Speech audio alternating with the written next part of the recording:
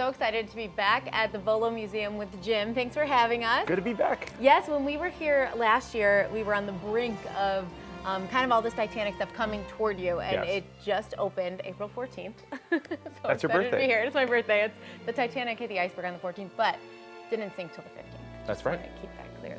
That's so your birthday's safe. Yeah, my birthday is safe. This is such a magical experience. We want you to kind of take us through it and tell us how this ended up at the Volo Museum. Yeah, so it was about a year ago, actually about a year and a half ago. Almost $5 million have gone into this exhibit. It started as kind of a little section, and then it just kept growing and growing. And once it was done, we're like, no, we need more. We need something cooler. We need something cooler, and it just kept building. So this is kind of the end result. And you can't. I think there's only 5 Titanic museums in the world. You can't go down and get more stuff and make more museums. Right. So we have a couple little artifacts, but not enough that we wanted to advertise that aspect. So this is called a tribute to the tragedy. So it's both a tribute to the era, a tribute to the people, the real stories of the real people, and a tribute to what happened on the ship and what it wasn't just a random accident. There were some mistakes and negligence that went with it. So it's kind of a journey that takes you through everything. So this entranceway is all of the different cars. All of these are very rare. Some of them are the only ones in the world. It goes from 3rd class to 2nd class to 1st class. So it's kind of like as you're boarding the ship. All of the fashion is all authentic from McHenry County Historical Society and some other places as well. But it's all period correct and everything is authentic. There's some people watching a movie right now, but in there's a theater, and now we move to the people. So it's really the real stories of the people, the lives that were lost, some of the lives that almost went on the ship but last minute changes that were very famous people. Then it moves over to the ship. This is an exact replica of Captain Smith's quarters. So we found a picture and built this exact replica. So this kind of sets you into the mood of now we're moving over to the ship and tell the stories. All of the stuff is not from the ship itself, but all time period and correct pieces. And it moves over to some of the reasons why the ship sank. And this is what's crazy about the Titanic is nothing is for sure, nothing is proven. It's all hearsay. When the ship broke in half, about every 15 minutes, it was about a 15-degree slope. It was really starting to go at that point. And it'll give you the feeling of, you know, okay, it's not too bad. 15 minutes later, it's here.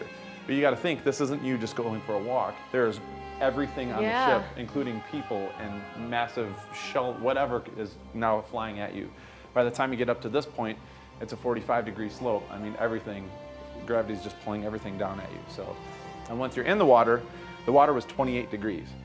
So there's a challenge we have to try and just keep one finger in there for 1 minute. It's not cold for about 15 seconds, and then about 30 seconds in, it gets really cold.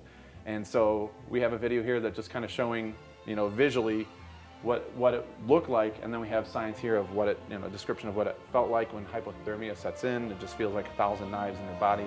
Such a cool exhibit too, you know, where kids are getting out of school, so they think they don't want to learn over the summer, but like here's an easy way to get them to learn you're tricking over the them summer, into learning. trick them into learning and bring them over to the Titanic exhibit. I can't even tell you what my favorite part is. I'm not even sure yet. I think it's the water thing because I like, you know, interactive things and doing challenges and seeing if I can make them, which I did. But do you have a favorite piece in here? Honestly, the stories, I'm a story guy. I love being romanced by all kinds of stories, good and bad. I think it's just amazing that these are real life things. People aren't writing the stuff or making it up. Right. But the cars are just so incredible. And I'm not even that much of a car guy, but you'll never see a 1912 Rolls Royce, let alone one that was owned by one of the guys on the ship. What are the hours for the Titanic exhibit? It's open every day.